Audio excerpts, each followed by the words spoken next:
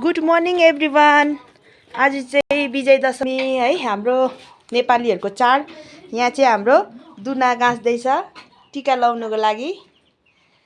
यहाँ चाहिँ खानापिना पाक्दैछ साथीहरू। यहाँ चाहिँ के पाक्यो भनेपछि यो चाहिँ लोकल चिकन पाकिसक्यो। अनि यहाँ चाहिँ दाल, ग्यासमा चाहिँ चिकन र दाल, अब चुलामा चाहिँ हामीले भात पकाएको छु साथीहरू। यो चाहिँ हाम्रो हप्ताभरिको सब्जी राख्ने। हेर्नुस् हाम्रो कस्तो छ साथीहरू। हाम्रो नानी बुहारी आउँदैछ, यी दसैँमा टिका लाउन आइसक्यो। यहाँ चाहिँ हाम्रो चुलामा भात पाक्दैछ।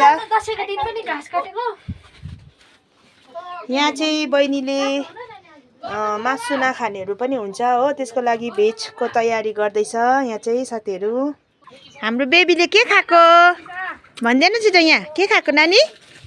खोइ तेरो दसैँको लुगा खोइ ला, छैन अब यसको दसैँको लुगा।